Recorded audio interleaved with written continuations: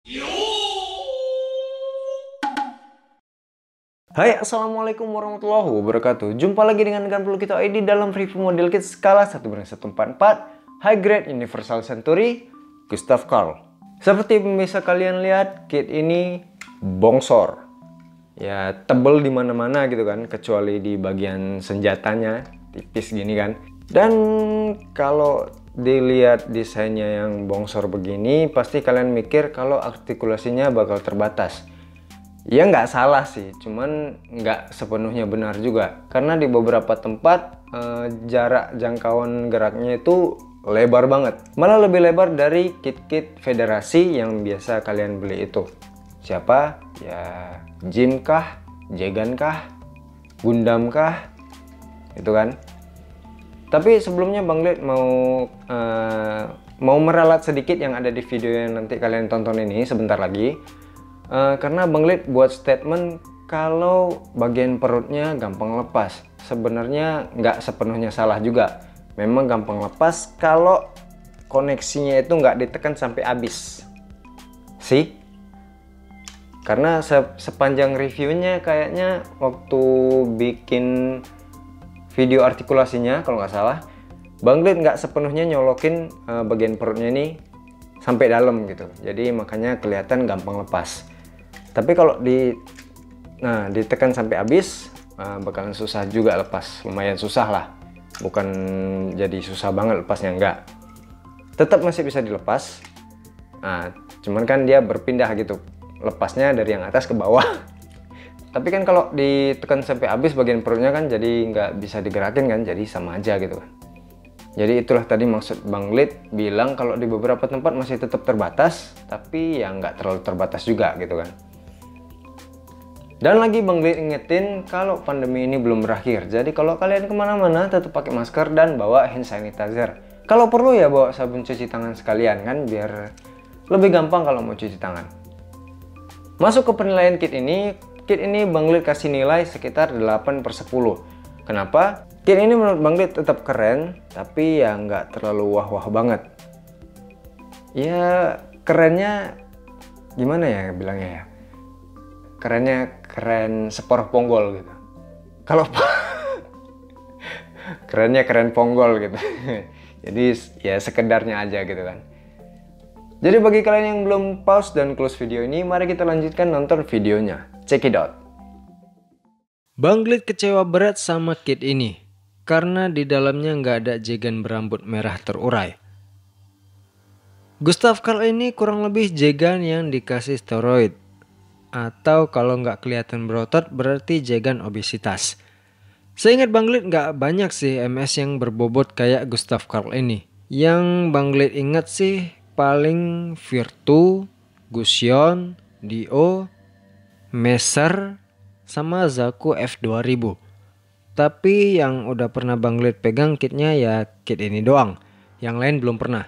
Jadi nggak terlalu paham juga feeling kit yang Bang Lid sebutin tadi. Proses perakitan kitnya nggak terlalu sulit. Ya masih mirip-mirip sama kit-kit federasi lain dengan sedikit tambahan di beberapa tempat.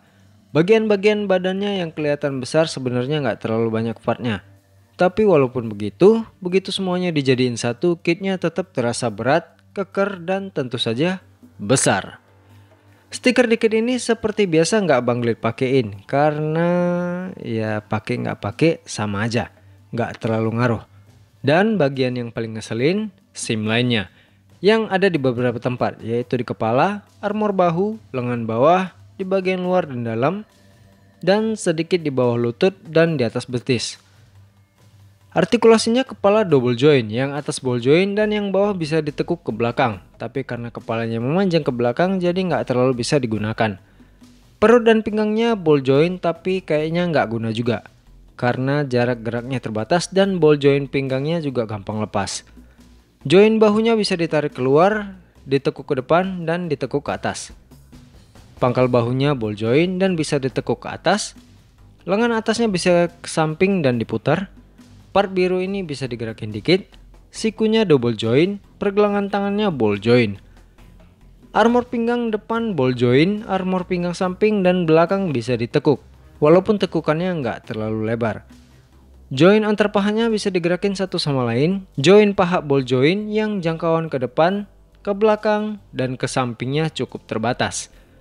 Pahanya bisa diputar. Lututnya double join yang kalau joinnya dipanjangin dan benda kayak kontainer ini diturunin, tekukannya jadi lebih dalam. Roket pendorong di belakangnya bisa ditekuk dikit. Armor pergelangan kakinya ball joint mini yang nggak kelihatan bisa bergerak. Dan pergelangan kakinya triple joint yang bisa ke depan dan ke belakang, ke kanan dan ke kiri, dan yang paling bawah ball joint. Pangkal joint perisainya bisa diputar secara vertikal dan horizontal. Joinnya bisa ditekuk dan ball joint. Artikulasinya cukup luas untuk kit dengan desain bongsor kayak gini. Di beberapa tempat nampak luar biasa dan di tempat lain malah cukup terhambat dan ada yang gampang lepas pula. Mungkin karena joinnya nggak sanggup nahan beban kitnya. Aksesorisnya nggak banyak. Pertama, sepasang tangan menggenggam biasa ditambah satu tangan kanan khusus untuk memegang beam rifle-nya. Kedua, satu unit beam rifle standar yang biasa dibawa Jegan. Simple, nggak terlalu detail, nggak ada pembagian warna, nggak ada yang bisa digerakin, nggak ada tempat nyimpannya, dan nggak ada yang bisa diceritain lagi. Ketiga, satu unit pelontar granat yang dipasangkan ke lengan kirinya dan pintunya bisa dibuka. Keempat, satu unit perisai yang cara nyantolinnya mirip-mirip Jesta, yaitu dicolokin ke backpacknya. Dikasih dua pilihan lengan mekanisnya, yaitu yang pendek dan yang panjang. Yang pendek untuk mode tersimpan dan yang panjang untuk mode memanjang. Dan keduanya sama-sama ada bagian kopongnya, walaupun yang panjang lebih kelihatan kopongnya. Kelima dan yang terakhir, dua handle beam saber beserta efek partnya masing-masing bisa disimpan di dalam armor pinggang sampingnya dan bisa dipegang tanpa masalah. Seperti yang Bang Lid bilang tadi, aksesorisnya cuma dikit, simple, dan cenderung ngebosenin. Ya paling nggak bikin pusing kan. Kesan pertama Bang Lid lihat kit ini, Bang Lid menganggap kit ini keren banget. Makanya Bang Lid beli. Tapi lama-kelamaan kok ya kayak jadi biasa aja gitu.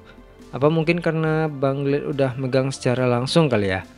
Kan ada tuh semacam pepatah atau nasihat kalau sesuatu yang belum dimiliki kelihatannya wah banget. Tapi kalau udah dimiliki bakal kerasa biasa aja. Istilahnya rumput tetangga terlihat lebih hijau kalau nggak salah. Tapi bukan berarti kit ini jelek loh ya. Bang Lid tetap berpendapat kalau kit ini keren dari segi pengalaman merakit, proporsi, dan hasil akhir rakitannya. Terasa kalau kit ini bukan untuk penikmat mokit Gundam pada umumnya. Seperti khusus dirilis buat kalian-kalian yang suka mesin-mesin bongsor dan keker. Nggak jelek pun bukan berarti bagus-bagus amat, malah lebih condong ke biasa aja. Mungkin karena pilihan aksesorisnya yang terlalu sedikit. Emang cocok sih kalau untuk grand suit gitu kan. Dan gak melenceng juga dari sumbernya. Tapi menurut Bang Lid, impact atau kesannya ke kit ini jadi gak berasa spesial. Apalagi lihat beam rifle-nya yang timpang sama ukuran badannya. So that's it kawan-kawan, review high grade Universal Century Gustav Karl dari Gunbrook ID. Kalau ada yang mau ditanyakan bisa hubungi Bang Lid lewat Facebook, Instagram, atau langsung komen di bawah. Lebih dan kurang Bang Lid mohon maaf, makasih sudah nonton, jangan lupa like, share, dan subscribe, dan sampai jumpa di review-review selanjutnya. Bang Lid akhiri, wassalamualaikum warahmatullahi wabarakatuh. Salam Gundam. Bye-bye.